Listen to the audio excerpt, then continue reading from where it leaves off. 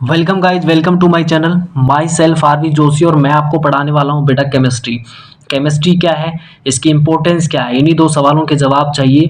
और बात करते हैं आज का ये सेशन। और इस सेशन में हम बात करने वाले हैं 11th class chemistry, lecture number first and chapter number 2, परमाणु की संरचना, स्ट्रक्चर ऑफ एटम। और बात करते हैं इसी में, हमने कहा था कि हम लाइन बाय लाइन चैप्टर को यहाँ पर कवर करेंगे और इसीलिए हमने यहाँ पर आप लोगों के लिए हम बात करते हैं। सबसे पहले यहाँ पर जो कहा गया है वो ये कहा गया है, ध्यान से देखिए। फर्स्ट स्टेटमेंट यहाँ पे जो कहा गया है वो ये है, विभिन्न तत्वों के रासायनिक व्यवहार। क्या बोला गया है? विभिन्न तत्वों के रासायनिक व्यवहार में जो विभिन्नता होती है, अब देखिए ध्यान से, विभिन्न तत्वों के रासायनिक व्यवहार में प्रचुर विविधता, यानी कि डिफरेंट डिफरेंट उनका नेचर शो करना, उनके परमाणुओं की आंतरिक संरचना में निहित विविधता से पथ रेखित होती है। ये बात पहला स्टेटमेंट कहता है। इसका मतलब क्या है, ध्यान से सुनिए। देखिए सबसे पहले क्या होता है, अगर हम इसको एक एग्जांपल के थ्रू समझें तो आप देख सकते हैं सबसे पहले हमने क्या लिया, यहाँ पर एक गोल्ड का पीस ले लिया, दूसरा हमने लिया यहाँ पर आयरन का पीस, और तीसरा हमने ले लिया यहाँ पर सोडियम का पीस। यानी कि सबसे पहले आपने सोना यानी गोल्ड जो होता है उसकी बात की जा रही है, दूसरा लोहे की बात की जा रही है, आयरन की बात की जा रही है, और तीसरा यहाँ पर सोडियम का पीस की बात की जा रही है। तीनों का हमने एक एक टुकड़ा ले लिया। अब हम क्या कर रहे हैं, इन तीनों को रिएक्ट करवा रहे हैं वाटर के साथ, और हम देखना चाह रहे हैं कि इन तीनों की रिएक्शन जो है इनके साथ होगी कैसे, मतलब ये किस तरीके का नेचर आपस में शो कर रहे हैं। चलिए बात करते हैं। जब हम बात करते हैं कि भाई गोल्ड को वाटर से रिएक्ट करता है कि नहीं करता, तो हम ये कहेंगे कि गोल्ड जो होता है वो वाटर से रिएक्ट नहीं करता है, लेकिन आयरन आयरन जो पीस होगा वो वाटर से रिएक्ट करेगा। और ऐसे में Fe2O3 की एक लेयर बनती है जिसको हम क्या कहते हैं, लोहे पर जंग लगना कहते हैं। ठीक है। थर्ड थिंग यहाँ पर होती है कि सोडियम के साथ रिएक्शन होगा कि नहीं होगा, सोडियम के साथ रिएक्शन होगा, और ये रिएक्शन बहुत ही एक्सप्लोसिव होता है, बहुत ही खतरनाक होता है। ठीक है। विस्फोटक रिएक्शन यहाँ पर होता है सोडियम का वाटर के साथ। तो ये देख सकते हैं यहाँ पर डिफरेंट एलिमेंट्स हमने लिए। एक एलिमेंट सोडियम का था यहाँ पर, सेकंड यहाँ पर आपने आयरन का लिया, और थर्ड आपके पास यहाँ पर गोल्ड का था। अब हम देख सकते हैं कि एलिमेंट, जब हमने केमिस्ट्री की डेफिनेशन पढ़ी तो हमने मैटर को पढ़ा, और हमने कहा था कि मैटर के बारे में आपने थोड़ी चीज़ें तो पढ़ी होंगी। एक स्टेटमेंट कहा गया था कि मैटर कोई भी हो, हर चीज़ जो होती है वो एटम से बनी है। अभी जो ये लाइन मैंने बोली, इस लाइन के लिए कब कहा गया था, ये आप आगे आने वाले पैराग्राफ में इस चीज़ को पढ़ेंगे कि इसके बारे में क्या कहा गया था कि मैटर जो होता है वो एटम से बना होता है। ये बात किसने कही थी? ठीक है। तो ये बात कंफर्म कर लो कि मैटर एटम से बना होता है, चाहे वो कोई भी हो। तो अगर हम ये समझें कि हर एक मैटर एटम से बना है, तो ऐसे में गोल्ड भी एटम से बना होगा, आयरन भी एटम से बना होगा, और सोडियम भी एटम से बना होगा। तो फिर ऐसा क्यों है कि ये वाटर से रिएक्ट करके अलग नेचर शो कर रहा है, ये ऐसे में आयरन वाटर से रिएक्ट करके जंग लग जाता है, जबकि सोडियम से रिएक्शन जो होता है बहुत ही एक्सप्लोसिव होता है, विस्फोटक होता है। तो ये डिफरेंट डिफरेंट रिएक्शंस शो क्यों कर रहे हैं? अगर ये सब एटम से ही बने हैं तो फिर ये डिफरेंट डिफरेंट रिएक्शंस शो क्यों कर रहे हैं, इसका हमें आंसर चाहिए। तो पहला स्टेटमेंट यहाँ पे बोला गया है कि विभिन्न तत्वों के रासायनिक व्यवहार में जो ये इतना बड़ा जो डिफरेंस नजर आ रहा है ना, इनके नेचर में डिफरेंस नजर आ रहा है, ये कहीं ना कहीं इनकी स्ट्रक्चर में छिपा है। इसका आंसर कि इन सब की स्ट्रक्चर देखी जाएगी, इन सब एटम्स की स्ट्रक्चर देखी जाएगी, इनके एटम्स की स्ट्रक्चर देखी जाएगी कि वहां पर क्या डिफरेंस है। वहां पर जो डिफरेंस है उसी की वजह से इन्होंने अपने रिएक्शन में भी डिफरेंस दिखाया। ठीक है। तो हम कहते हैं, जनरली हमने एक नाम सुना होता है इलेक्ट्रॉनिक विन्यास, कि इलेक्ट्रॉनिक विन्यास में ये अंतर होता है, इलेक्ट्रॉनिक कन्फिग्रेशन में डिफरेंस होता है, और उसी वजह से इनका डिफरेंट डिफरेंट रिएक्शन यहाँ पर शो हो रहा है। ठीक है। ये बात तो आपको समझ आ गई। तो पहला स्टेटमेंट आपको समझ आ गया होगा। ठीक है। आगे बढ़ते हैं हम। आगे जब बढ़ते हैं तो हम ध्यान से देख सकते हैं यहाँ पर सेकंड स्टेटमेंट यहाँ पे क्या कहा गया है। आप ध्यान से देखिए, यहाँ पर हम यहाँ पर देख रहे हैं कि भारतीय, तो ये आपको समझ आ गया होगा कि फर्स्ट स्टेटमेंट आपको समझ आ ही गया होगा ठीक है। तो इनमें देखो ध्यान से, विभिन्न तत्वों के रासायनिक व्यवहार में प्रचुर विविधता जो होती है, सब अलग अलग नेचर से उपयोग कर रहे हैं, तो उनके एटॉमिक लेवल पे कहीं ना कहीं डिफरेंस आता है, और ये डिफरेंस जितना बड़ा होगा ये अपने नेचर में भी उतना ही बड़ा डिफरेंस दिखाएंगे, ठीक है। अब बात करते हैं अगले पॉइंट की तरफ बढ़ते हैं, और अगला पॉइंट हमें ये कहता है, ध्यान से देखिए, भारतीय एवं यूनानी दार्शनिकों द्वारा बहुत पहले से ही 400 ईसा पूर्व की बात हो रही है, परमाणुओं के अस्तित्व को प्रस्तावित किया गया था। 400 ईसा पूर्व में परमाणु के बारे में कहा गया था कि परमाणु जैसा कुछ होता है। उनका विचार ये था, क्या था उनका विचार, उन्होंने कहा कि जो परमाणु होता है, क्या परमाणु जो होता है वो द्रव्य, परमाणु द्रव्य के मूल संरचनात्मक भाग होते हैं। तो द्रव्य क्या है यहाँ पर, तो द्रव्य जो है यहाँ पर ये मैटर ही है। ध्यान रख लेना, जब हमने बात कही थी ना मैटर यानी कि पदार्थ आप कह सकते हैं, द्रव्य आपका पदार्थ ही है और पदार्थ द्रव्य होता है। तो हम इसने कहा, यही कहा है कि पदार्थ का सबसे छोटा जो पार्ट होता है, ठीक है, उसको क्या कहा इन्होंने, परमाणु कहा है। क्या कहा है, परमाणु कहा है। ध्यान से देख सकते हैं हम यहाँ पर क्या कहा है, परमाणु द्रव्य के मूल संरचनात्मक भाग होते हैं। उनके अनुसार पदार्थ के लगातार विभाजन से, अगर पदार्थ को लगातार तोड़ा जाए, ठीक है, और तोड़ने के बाद जो सबसे लास्ट में आपको मिलेगा, अंततः आपको परमाणु मिलता है, जिसे हम और ज़्यादा आगे क्या नहीं कर सकते, तोड़ नहीं सकते, विभाजित नहीं कर सकते, ठीक है। यानी कि परमाणु जो है वो कहीं ना कहीं एक ग्रीक वर्ड से निकल के आया है, और उस ग्रीक वर्ड को हम कह रहे हैं एटोमियो। तो ध्यान रख लेना कि एटम जो वर्ड हम लिखते हैं, क्या लिखते हैं, एटम जो हम लिखते हैं, ये एक ग्रीक, एटम मतलब परमाणु होता है, और परमाणु जो शब्द है ये कहाँ से आया है, एक वर्ड है एटोमियो। क्या नाम है, एटोमियो एक वर्ड है, एटोमियो एक ग्रीक वर्ड है, और इसका मतलब जो होता है वो होता है अनकटेबल, यानी कि ना काटा जाने वाला, और अविभाज्य नॉन डिविजिबल, जिसको ना तो विभाजित किया जा सकता है और ना ही जिसको आगे काटा जा सकता है, उसको कहा जाता है एटोमियो। और इसी एटोमियो से आया है एटम यानी कि परमाणु। तो ये समझ आ गया। आगे बढ़ते हैं हम, और आगे जब बढ़ते हैं तो अगला स्टेटमेंट क्या कहता है, ठीक है।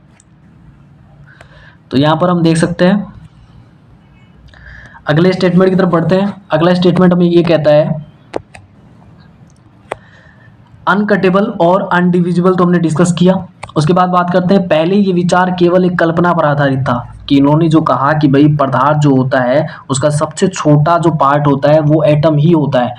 अब इनके पास इसके पीछे, यानी ये बताने के पीछे कोई इनके पास प्रैक्टिकली इन्होंने इस चीज़ को प्रूव नहीं करा कि ऐसा क्यों होता है। तो हम ये कहेंगे कि पहले ये विचार केवल एक कल्पना पर आधारित था और प्रायोगिक परीक्षणों पर या प्रायोगिक परीक्षण यहाँ पर हो नहीं पाए, तो ऐसे में इसको बहुत समय तक ये विचार किसी प्रमाण के बिना ही ऐसे ही चलता रहा।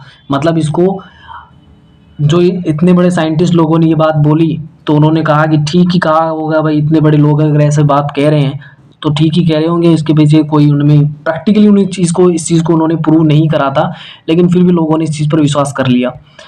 फिर बात करते हैं कि परंतु 18वीं शताब्दी में वैज्ञानिकों ने इन पर फिर से बल देना शुरू किया, फिर से इस पर स्टडी हुई, और ऐसे में सन 1808 में जॉन डाल्टन नाम के एक ब्रिटिश स्कूल अध्यापक, ठीक है, ध्यान रख लेना, जॉन डाल्टन। हमने कहा ना कि जब हमने बात बोली थी कि मैटर जो होता है वो एटम से बना होता है, ये तो यहीं से शुरू हो गया था, है ना। लेकिन इसके बाद इन्होंने भी क्या बोला, डाल्टन ने क्या कहा 1808 में, कहा कि जो परमाणु होता है, इन्होंने क्या किया था, इन्होंने द्रव्य का परमाणु सिद्धांत दिया था। ध्यान रख लेना 1808 के अंदर परमाणु सिद्धांत जो दिया, द्रव्य का परमाणु सिद्धांत जो दिया 1808 में जॉन डाल्टन ने बताया था, ठीक है। उनका ये जो सिद्धांत है जिसको हम डाल्टन का परमाणु सिद्धांत कहते हैं, इसको देखो वैसे हम कह सकते हैं यहाँ पर यूनिट फर्स्ट यानी फर्स्ट लेक्चर फर्स्ट चैप्टर में इसको पढ़ा जाएगा, लेकिन मैंने इसको यहाँ पर पहले जॉन डाल्टन की हम बात इतनी नहीं करेंगे क्योंकि यहाँ पर थोड़ा कैलकुलेशन वाला पार्ट है, क्योंकि कैलकुलेशन वाला जब पार्ट है तो उसको हम, क्योंकि इतना बड़ा स्टेटमेंट जो इसने ये बात बोली है इसका बहुत बड़ा मेजर रोल नहीं है, लेकिन इन्होंने सिर्फ इतनी सी बात कही थी। अब जॉन डाल्टन के बारे में बता देता हूँ मैं। अगर डाल्टन ने जो बात बोली वो क्या क्या बोली थी, डाल्टन ने पहली बात जो बोली वो ये कहा कि डाल्टन ने कि भाई किसी भी पदार्थ का सबसे छोटा जो पार्ट होता है उसको परमाणु कहा गया, एटम कहा गया, जो कि पहले भी बताया गया था। दूसरी बात इसने कही कि भाई जो डिफरेंट डिफरेंट एलिमेंट्स होते हैं, अलग अलग जो एलिमेंट्स होते हैं, तत्व होते हैं, वो सभी एटम से बने होते हैं। ठीक है, सब एटम से बने हैं। ठीक है।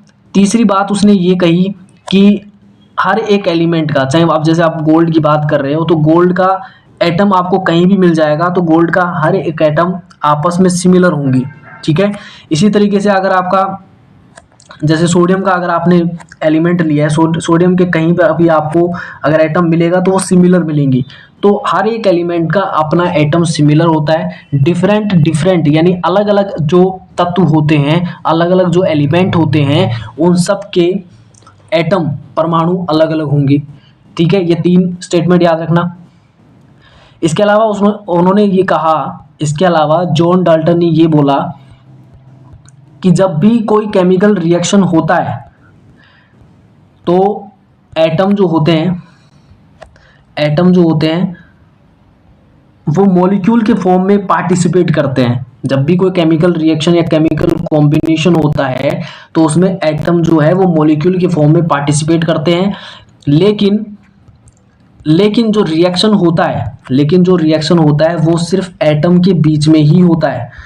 ठीक है। अब इसके कुछ एग्जांपल्स आप समझ सकते हैं। जैसे अगर आप हाइड्रोजन का एटम होगा तो हाइड्रोजन के एटम से रिएक्ट करके मॉलिक्यूल बना लेता है। ठीक है। अब हाइड्रोजन का एटम जब ऑक्सीजन के एटम से रिएक्ट करेगा तो ऐसे में 2 हाइड्रोजन एटम्स होंगे और ऐसे में वाटर फॉर्मेशन कर लेगा। तो ये चीज़ें हमें डाल्टन के लॉ से समझ आता है। और ऐसे में जो डाल्टन ने जो लॉ बताया, डाल्टन ने जो नियम बताए, उससे हमें 3 लॉ क्लियर हो जाते हैं। और उसमें 3 लॉ कौन कौन से होते हैं आप ध्यान से देख सकते हैं यहाँ पर। पहली बात उन्होंने जो बताई, उनके सिद्धांत से पहली बात जो क्लियर होती है वो द्रव्यमान संरक्षण का नियम होता है।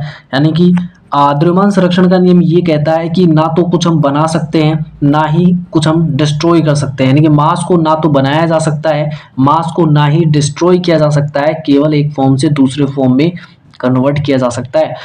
अब दूसरा, तो ये स्टेटमेंट, ये जो आपका लॉ है, नियम है, ये हम पढ़ेंगे आगे आने वाले सेशंस वीडियोस में। लेकिन अभी के लिए हम इतना क्लियर कर लेते हैं कि डाल्टन ने जो लॉ दिए थे, डाल्टन ने जो बात बोली, उससे द्रव्यमान संरक्षण का नियम क्लियर हो जाता है, स्थिर अनुपात का जो नियम है वो क्लियर हो जाता है, गुणित अनुपात का नियम क्लियर हो जाता है। ठीक है। तो ये 3 लॉज हम वहाँ पर पढ़ेंगे, क्योंकि यहाँ पर कैलकुलेशन वाला पार्ट है, इसलिए हम वहाँ पर डिस्कस इस चीज़ को करेंगे वहाँ पर। ठीक है। आगे बढ़ते हैं। तो हमने कहा कि लेकिन यह प्रयोगों के परिणामों को वर्णित करने में विफल रहा। इसके पास प्रैक्टिकली इसके पास भी कोई प्रूफ नहीं था यहाँ पर। ठीक है। अब बात करते हैं यहाँ पर एक और स्टेटमेंट जो बात आती है कि कांच और एबोनाइट।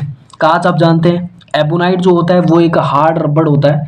ठीक है, एक कठोर रबड़ आप कह सकते हैं, एबोनाइट होता है। तो जब इनको रबड़ को और साथ में कांच और एबोनाइट को जब रेशम और फर एक टाइप होता है, कपड़े का टाइप होता है फर, तो जब इनको इस तरीके से रगड़ा जाता है, कांच को और एबोनाइट को जब रेशम और फर के साथ घिसा जाता है, तो ऐसे में कुछ ट्रांसफर होता है। और जो ट्रांसफर होता है उसको विद्युत आवेश जो मिला, ये विद्युत आवेश क्या था इसके बारे में भी यहाँ पर डाल्टन ने कुछ नहीं बताया। तो ये इसका कहीं ना कहीं ड्रॉबैक रहा। अब बात करते हैं, अगले पॉइंट की तरफ बढ़ते हैं। और अगला पॉइंट ये कहता है कि इस चैप्टर के अंदर, इस अध्याय के अंदर हम क्या करने वाले हैं। इस अध्याय के अंदर हम जो करने वाले हैं वो ये करने वाले हैं कि इस एकक में हम उन प्रयोगों को ही पढ़ेंगे जो 19वीं सेंचुरी के एंड में, यानी कि 19वीं शताब्दी के अंत में और 20वीं शताब्दी के प्रारंभ में वैज्ञानिकों द्वारा किए गए थे। अब इसमें कई प्रयोग थे, कई यहाँ पर मॉडल आए, जिसमें यह स्थापित हुआ था कि परमाणु जो होता है वो छोटे अपरमाणविक कणों, यानी कि पहले जो बात बोली गई थी कि भाई पदार्थ जो होता है वो एटम से बना होता है, लेकिन 19वीं सेंचुरी के एंड में, यानी 19वीं शताब्दी के अंत में और 20वीं शताब्दी के शुरुआत में वैज्ञानिकों ने ये प्रूव कर दिया कि भाई एटम सबसे छोटा नहीं होता है, एटम से भी छोटे कुछ पार्टिकल्स होते हैं जिनको हम सब एटॉमिक पार्टिकल्स कहते हैं, अपरमाणविक कण कहते हैं, जिनको इलेक्ट्रॉन, प्रोटॉन, न्यूट्रॉन के नाम से जाना जाता है। ठीक है, ये धारणाएं जो मिली, यानी कि अब ये धारणा जो थी ये कहीं ना कहीं डाल्टन की धारणा से भी विपरीत थी। डाल्टन ने जो बात कही थी कि भाई परमाणु जो होता है वो एटम का परमाणु जो होता है वो पदार्थ का सबसे छोटा पार्ट होता है, यानी एटम से ज़्यादा छोटा कोई नहीं होता है। तो ये कहीं ना कहीं डाल्टन ने जो बात कही थी उसका भी विरोधाभास हो गया। अगले पॉइंट की तरफ बढ़ते हैं और यहाँ तक का आई थिंक सबको क्लियर हो गया होगा। अगले पॉइंट की तरफ बढ़ते हैं और अगला पॉइंट हमें ये कहता है, अब यहाँ पर ध्यान से पढ़ना। नेक्स्ट यहाँ पर है अपरमाणविक कणों की खोज। क्या? अपरमाणविक कण यानी कि जो सब एटॉमिक पार्टिकल्स हैं, एटम से भी छोटे जो पार्टिकल्स हैं उनकी डिस्कवरी किस तरीके से हुई, ये हम पढ़ने वाले हैं इस सेशन में और इस टॉपिक में। तो ध्यान से देखना। गैसों में विद्युत विसर्जन, भाई गैस जो होती है किस तरीके से उनमें इलेक्ट्रिसिटी कंडक्ट होती है, ये बहुत ज़्यादा एक्सपेरिमेंट वहाँ पर करे गए। तो गैसों में विद्युत विसर्जन आदि प्रयोगों के परिणामों से परमाणु की संरचना के बारे में जानकारी प्राप्त हुई। इन परिणामों की चर्चा करने से पहले आपको ये बात ध्यान रखना पड़ेगा कि जितने भी चार्ज्ड पार्टिकल्स होते हैं उनके बारे में एक बात ध्यान रखना, हमें यह मूल नियम ध्यान रखना होगा कि समान आवेशों में क्या होता है? प्रतिकर्षण होता है और विपरीत आवेशों में क्या होता है? आकर्षण होता है। सेम चार्जेस के बीच क्या होगा? रिपल्सन होगा। अपोजिट चार्जेस के बीच क्या होगा? अट्रैक्शन होगा, आकर्षण होगा। क्लियर है? यानी पॉजिटिव को क्या करेगा? रिपेल करेगा। नेगेटिव को क्या करेगा? रिपेल करेगा। पॉजिटिव नेगेटिव को अट्रैक्ट करेगा और बात तो वो ये नेगेटिव पॉजिटिव को अट्रैक्ट करेगा। ठीक है, तो ये चीज़ आपको ध्यान रखना है। बढ़ते हैं अगले पॉइंट की तरफ और अगला पॉइंट हमें ये कहता है इलेक्ट्रॉन डिस्कवरी। इलेक्ट्रॉन की डिस्कवरी कैसे हुई, किसने करी, चलिए बात करते हैं। अब इस लेक्चर में अगले इस पॉइंट पे बढ़ते हैं और अगला पॉइंट जो मैं कह रहा है वो ध्यान से समझना है। यहाँ पर देखो ध्यान से, इलेक्ट्रॉन की खोज सन 1830 की बात है। माइकल फेराडे नाम के साइंटिस्ट हैं और इन्होंने क्या किया कि किसी भी सॉल्यूशन में जब इलेक्ट्रिसिटी कंडक्ट की जाती है तो ऐसे में क्या होता है? इलेक्ट्रिसिटी कंडक्ट तब होती है जैसे आपने ये एक कंटेनर ले लिया, इसमें आपने इलेक्ट्रोड्स लगा दिए। तो माइकल फेराडे ने कुछ ऐसा किया था कि यहाँ पर एक सॉल्यूशन उन्होंने लिया और इस सॉल्यूशन के अंदर उन्होंने 2 इलेक्ट्रोड्स को लगाया, पॉजिटिव नेगेटिव टर्मिनल से कनेक्ट कर दिया और इस तरीके से उन्होंने देखा कि इलेक्ट्रिसिटी यहाँ पर कंडक्ट हो जाती है। ये एक जो है यहाँ पर आप कह सकते हैं कि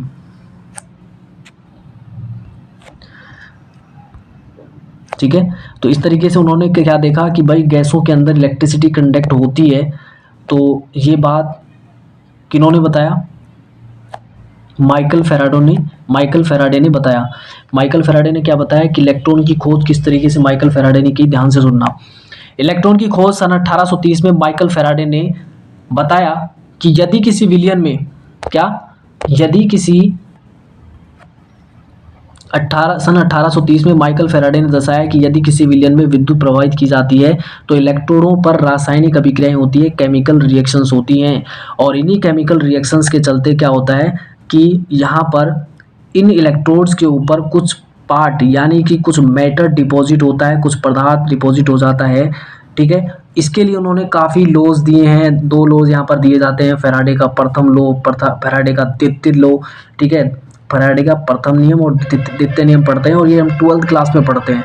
तो अभी के लिए हमारे लिए ये ज़रूरी नहीं है। हमारे लिए जो ज़रूरी है कहीं ना कहीं जो एक्सपेरिमेंट फेराडे ने किया वो इलेक्ट्रॉन के लेके था और वो एक्सपेरिमेंट क्या है वो हम डिस्कस कर रहे हैं यहाँ पर। तो बात करते हैं कि 1850 के मध्य में अनेक वैज्ञानिकों और उनमें से एक थे फेराडे ने क्या किया कि आंशिक रूप से निर्वातित नलिकाओं, अब ये समझना बहुत ज़रूरी है, आंशिक रूप से मतलब पार्शियली मतलब पूरे तरीके से नहीं किया आपने। निर्वातित का मतलब हो गया निर्वात बनाना है और नलिका तो नलिका होता ही है। अब सबसे ज़रूरी क्या था, ध्यान से देखना इसमें। तो उन्होंने कहा कि 1850 के मध्य में अनेक वैज्ञानिक जिसमें से एक थे फेराडे और उन्होंने क्या किया कि आंशिक रूप से निर्वातित नलिका यानी कि पूर्ण रूप से उन्होंने निर्वात नहीं बनाया उस नलिका के अंदर, और जिस नलिका की बात हो रही है उसे हम कैथोड किरण नलिका कह रहे हैं। ठीक है, इस कैथोड किरण नलिका में विद्युत विसर्जन का अध्ययन किया गया था। किन्होंने किया? फेराडे ने किया। और ये हम डायग्राम में देख सकते हैं, ये डायग्राम रहा। ठीक है, ये आप ध्यान से देख सकते हैं। इसमें इसमें इन्होंने क्या किया कि सबसे पहले उन्होंने ये जो ट्यूब है, ये आप देख सकते हैं, ये कैथोड रे ट्यूब, कैथोड किरण नलिका इसे कहा गया है, कांच की बनी होती है। इसमें दो टर्मिनल होते हैं, दो इलेक्ट्रोड होते हैं, एक पॉजिटिव और दूसरा आपका नेगेटिव होता है। नेगेटिव यानी कैथोड, पॉजिटिव यानी एनोड। ठीक है, यहाँ पर एक वैक्यूम पंप लगाया गया जिसके जरिए यहाँ पर अंदर जो गैस थी, एयर थी, उसको बाहर निकाला गया। पूरी तरीके से बाहर नहीं निकाला गया है, आंशिक रूप से बाहर निकाला गया है, यानी कि थोड़ी बाहर निकाला है, थोड़ा अंदर रखा है, ताकि यहाँ पर क्या हो कि एक मीडियम यहाँ पर मिल जाए। और साथ ही हम बात करेंगे कि ऐसा क्यों किया गया था, तो इसकी भी बात हम यहाँ पर करने वाले हैं। तो देखते हैं यहाँ पर, देखो अगले स्टेटमेंट की तरफ बढ़ते हैं। और अगली बात जो उन्होंने कही, देखो ध्यान से, उन्होंने कहा कि इसे हम कैथोड किरण नलिका कह रहे हैं। विद्युत विसर्जन का अध्ययन उन्होंने शुरुआत की इसमें, और दर्शाया कि कैथोड किरण नलिका जो होती है ये कांच की बनी होती है, याद रखना, जिसमें धातु के दो पतले टुकड़े जिन्हें हम इलेक्ट्रोड कहते हैं सील किए हुए होते हैं। मतलब उस ट्यूब के अंदर क्या होता है, यहाँ पर दो इलेक्ट्रोड है, एक नेगेटिव दूसरा पॉजिटिव, और यहाँ पर इस तरीके से वैक्यूम पंप लगा होता है। और इस तरीके से उन्होंने कहा कि इसमें इन दोनों को हम क्या कह रहे हैं, इलेक्ट्रोड कह रहे हैं, जिसमें एक नेगेटिव टर्मिनल तो दूसरा पॉजिटिव टर्मिनल से जुड़ा होता है।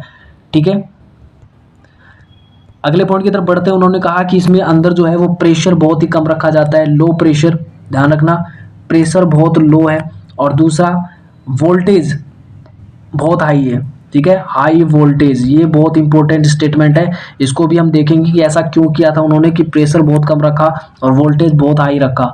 इसका रीज़न क्या था वो भी हम समझने की अभी ट्राई करेंगे। क्लियर है, तो बात करते हैं कि भाई हाई वोल्टेज और लो प्रेशर पे ये सब कुछ किया गया था। जिसके बाद उन्होंने देखा कि कांच की नलिकाओं में विभिन्न गैसों के दाब को निर्वातन द्वारा नियंत्रित, निर्वातन का मतलब होता है यहाँ पर वैक्यूम पंप की बात हो रही है। इस प्रकार जब इलेक्ट्रोडों पर उच्च वोल्टता लागू की गई, यानी हाई वोल्टेज लगाया गया, तो नलिका में कणों की धारा के द्वारा ऋणात्मक इलेक्ट्रोड यानी कि कैथोड से धनात्मक इलेक्ट्रोड यानी एनोड की तरफ विद्युत का प्रवाह हुआ, जिससे एक ग्लो निकला, जिसको हम कैथोड किरण या कैथोड किरण कण कहते हैं।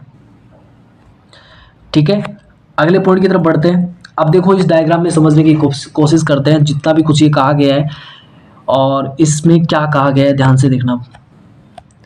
देखिए यहाँ पर सबसे पहले ज़रूरी होता है कि उन्होंने क्या किया, उन्होंने ये किया कि ये आप देख सकते हैं, ये एक वैक्यूम पंप के जरिए इस कैथोड किरण नलिका के अंदर जो एयर है वो बहुत ही कम कर दिया गया।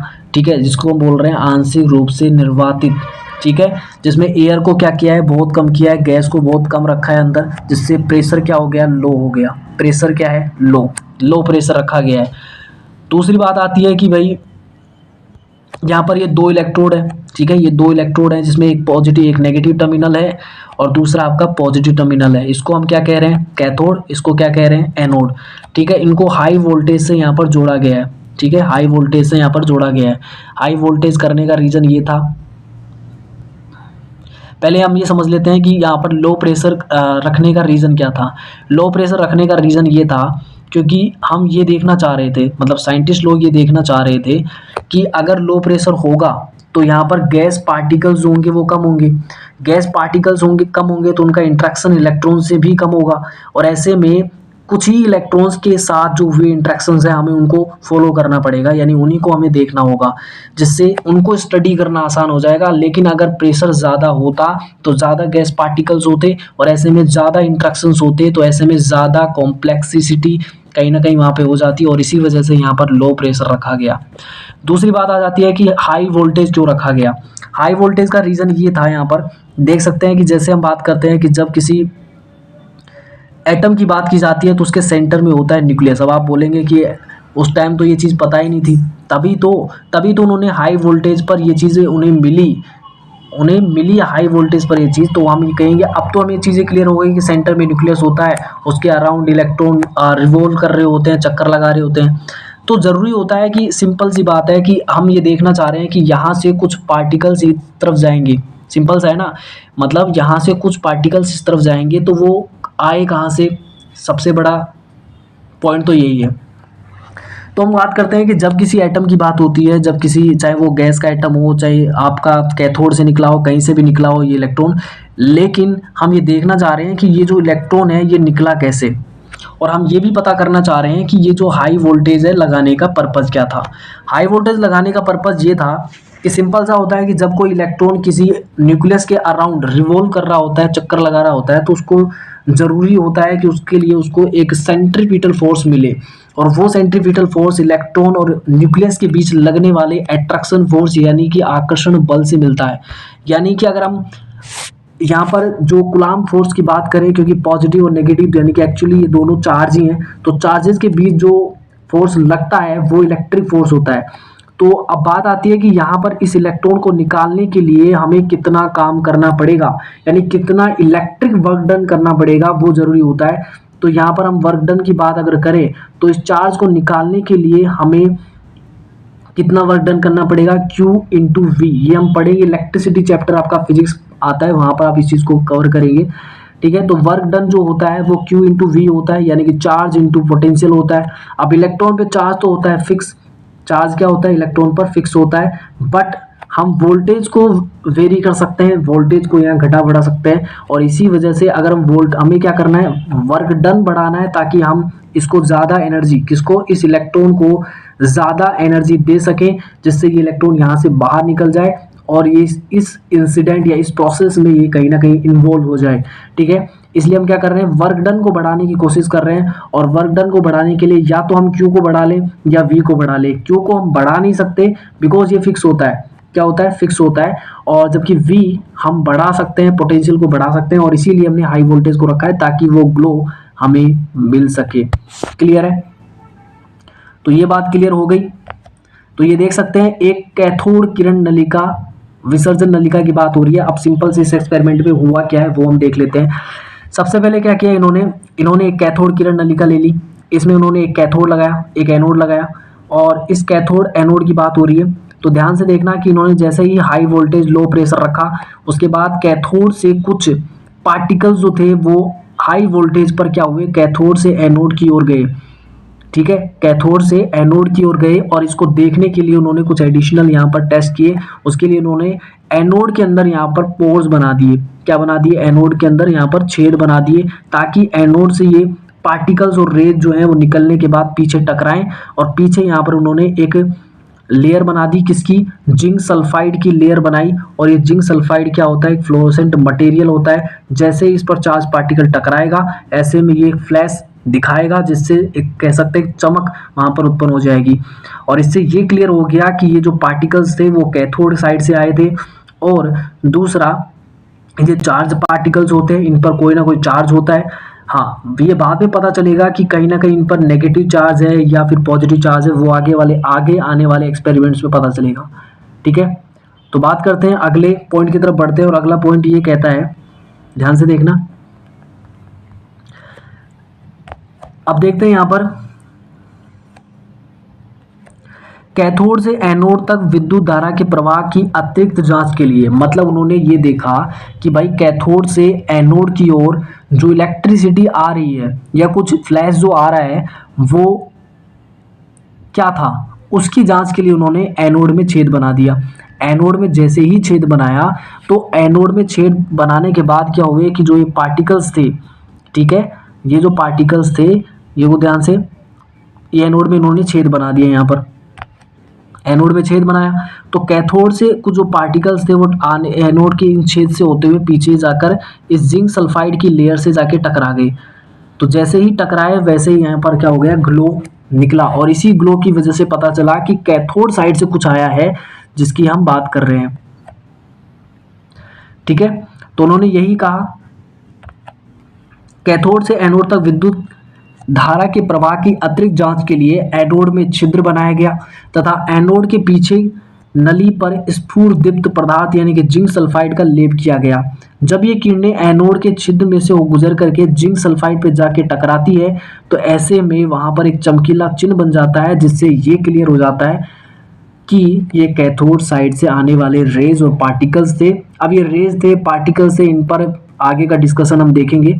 अभी बात करते हैं, अगले पॉइंट की तरफ बढ़ते हैं। तो ये आप देख सकते हैं, ये डायग्राम, जिसमें काफ़ी कुछ चीज़ें यहाँ पर बताई गई हैं। ये आपका कैथोड है, ये आपका एनोड है, ये पीछे जिंक सल्फाइड का लेयर बनाया गया है। एनोड को यहाँ पर एनोड में यहाँ पर छेद बनाए गए हैं ताकि यहाँ से पार्टिकल्स इसको पार करके आगे जिंक सल्फाइड पे जाके टकराएं। यहाँ पर एक वैक्यूम पंप लगाया गया है, ठीक है। ये हाई वोल्टेज है और ये आपका पूरा वो ट्यूब हो जाएगा, ठीक है। अब बात करते हैं अगले पॉइंट की तरफ। यहाँ देखो ध्यान से क्या लिखा गया है। सछिद्र एनोड युक्त एक कैथोड किरण विसर्जन नलिका, यानी कि यहाँ पर एनोड जो है वो उसमें छेद बनाया गया है, इसीलिए उसको बोला जा रहा है यहाँ पर सछिद्र एनोड युक्त कैथोड किरण विसर्जन नलिका। नेक्स्ट पॉइंट की तरफ बढ़ते हैं कि इतना कुछ जब कुछ हुआ तो इसके बारे में काफ़ी कुछ चीज़ें यहाँ पर बताई गई और क्या क्या यहाँ पर चीज़ें क्लियर हुई वो हम देख लेते हैं। यहाँ पर पहला पॉइंट यहाँ पर कैथोड किरणें यानी कि कैथोड रे जो होती हैं वो कैथोड से प्रारंभ होकर एनोड की ओर गमन करती हैं। कहाँ से? कैथोड से शुरू होती है और एनोड की ओर जाती है। तो पहला स्टेटमेंट क्लियर हो गया कि कैथोड से आती हैं, एनोड की ओर जाती है, ठीक है। दूसरी बात उन्होंने कही कि ये किरणें जो होती हैं, क्या ये जो किरणें होती हैं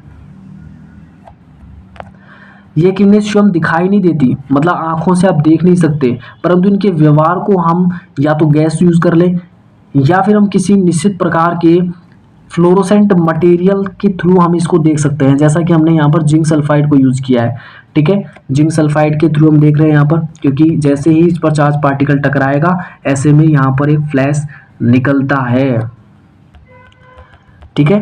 अगले पॉइंट की तरफ बढ़ते हैं और अगला पॉइंट हमें कहता है कि इसी जो फिनोमिनन है, ये जो पूरा कॉन्सेप्ट है, ये कहाँ यूज किया जाता है। ये कॉन्सेप्ट, ये पदार्थ इन किरणों के टकराने से, मतलब ये जो फ्लोरोसेंट मटेरियल जैसे जिंक सल्फाइड को यूज किया है आपने, कि इसको हम जैसे उस फ्लोरोसेंट मटेरियल से वो टकराता है वहाँ पे एक फ्लैश निकलता है, और इसी कॉन्सेप्ट को टेलीविजन चित्र नलिका कैथोड किरण नलिका होती है। ये चीज़ आपने पहले पढ़ी होगी। CRT मॉनिटर आप जानते होंगे। CRT मॉनिटर जो आपका पहले कंप्यूटर होता था, उसमें जो पूरा डब्बा बॉक्स टाइप ऐसे, है ना, आप इसे समझे इस तरीके से कि जो CRT मॉनिटर होते हैं वो कुछ इस तरीके के होते हैं। आप समझते होंगे इस चीज़ को कि जो CRT मॉनिटर होते थे उसमें जो कॉन्सेप्ट यूज़ किया जाता है वो यही होता है, कैथोड रे ट्यूब, और उसी नाम पर उनको CRT मॉनिटर बोला जाता है। क्लियर है? तो ये बात ध्यान रख लेना, ठीक है। तो उनमें यही कॉन्सेप्ट यूज़ किया जाता है। अगले पॉइंट की तरफ बढ़ते हैं तो ध्यान से यही चीज़ बोला गया है यहाँ पर कि टेलीविजन चित्र नलिका कैथोड किरण नलिका होती है। टीवी पर्दा स्फुटदीप्त एवं प्रतिदीप्त पदार्थों से लेपित होता है जिस पर चित्र प्रतिदीप्त होता है, ठीक है। अगले पॉइंट की तरफ बढ़े। अगला पॉइंट ये कहता है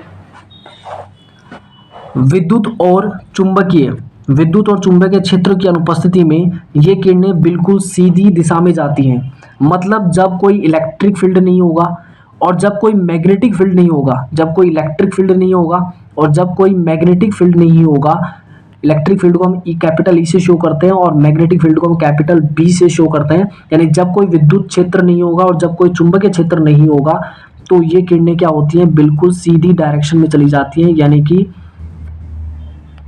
सीधी जाएंगी। यहाँ से ये किरणें क्या होती है, बिल्कुल सीधी जाती है, ठीक है। ये बात बोली गई है, सीधी दिशा में गमन करती है। नेक्स्ट इंपॉर्टेंट अगला स्टेटमेंट क्या है, विद्युत और चुंबकीय क्षेत्रों की उपस्थिति में क्या होगा, यानी कि जब इलेक्ट्रिक फील्ड लगाया जाएगा, जब मैग्नेटिक फील्ड लगाया जाएगा, तो ऐसे में कैथोड किरणों का व्यवहार जो होगा वो ऋणावेशित कणों के समान होता है।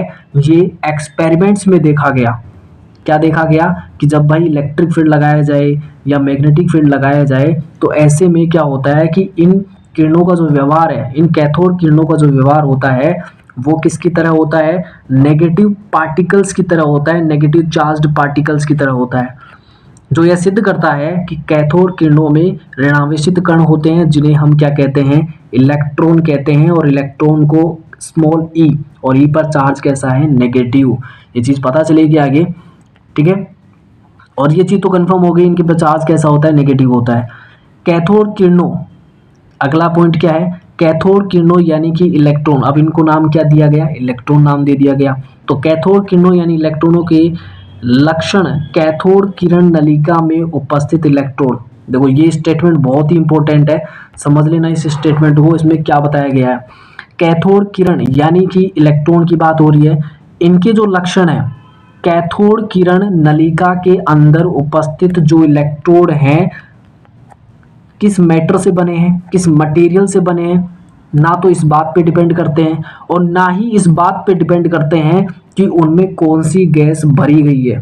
ठीक है, ये दोनों बात ध्यान रख लेना कि कैथोड किरणों के जो लक्षण है, इनके कैरेक्टरिस्टिक्स इस बात पे डिपेंड नहीं करते कि ये मटेरियल, ये इलेक्ट्रोड किस मटेरियल के बने हैं, और ना ही इस बात पे डिपेंड करते हैं कि इसके अंदर कौन सी गैस यहाँ पर भरी गई है। तो ये बात भी ध्यान रख लेना। तो दोनों स्टेटमेंट, और ऐसा क्यों है, क्योंकि सिंपल है, कोई भी मैटर होगा चाहे वो कोई भी हो, ठीक है, तो हर एक मैटर के अंदर इलेक्ट्रॉन तो सेम ही होगा।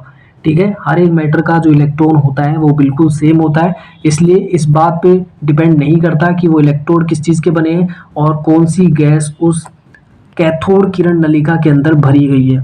ठीक है, आई थिंक ये दोनों पॉइंट आपको क्लियर हो गए होंगे। तो ये चीज़ें जो हमने अभी कवर करी हैं ये कहीं ना कहीं इलेक्ट्रॉन डिस्कवरी से रिलेट करती हैं। अब एक कन्फ्यूज़न मैं आपको क्लियर कर देता हूँ कि बहुत बार चीज़ें जब किसी कॉम्पिटिटिव एग्जाम की हम बात करते हैं तो वहाँ पर एक बार एक क्वेश्चन आया था और उस कॉम्पिटिटिव एग्जाम में ये पूछा गया था इलेक्ट्रॉन डिस्कवरी को लेकर के कि इलेक्ट्रॉन डिस्कवरी किसने करी। इलेक्ट्रॉन डिस्कवरी से रिलेटेड जब भी हम पढ़ते हैं तो हमारे माइंड में एक ही चीज़ आती है, जे थॉमसन। तो आपको ये समझना होगा, अकॉर्डिंग टू एनसीईआरटी के अकॉर्डिंग यही चीज़ें क्लियर है कि माइकल फेराडे ने इलेक्ट्रॉन की खोज करी थी कैथोड किरण नलिका प्रयोग के जरिए। ये बात हमें क्लियर हुई है। और अगर ऑप्शंस में आपको पहले माइकल फेराडे मिलता है तो माइकल फेराडे टिक करिए, अदरवाइज आप जो आंसर लगाएंगे वो जे थॉमसन लगाएंगे। ठीक है, फर्स्ट प्रायोरिटी माइकल फेराडे। ठीक है, अकॉर्डिंग टू एनसीईआरटी के अकॉर्डिंग मैं बता रहा हूँ कि एनसीईआरटी में ये चीज़ क्लियर हो गई है कि माइकल फेराडे ने एक्सपेरिमेंट करा था। ठीक है,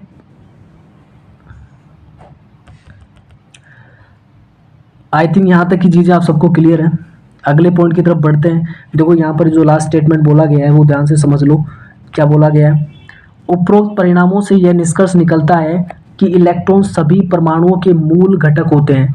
कि आप किसी भी मैटर को ले लो, हर एक मैटर के अंदर जो सबसे छोटा पार्टिकल होगा वो इलेक्ट्रॉन है, और इलेक्ट्रॉन हर एक मैटर का एक जैसा ही होता है, यानी परमाणु के अंदर भी इलेक्ट्रॉन होगा।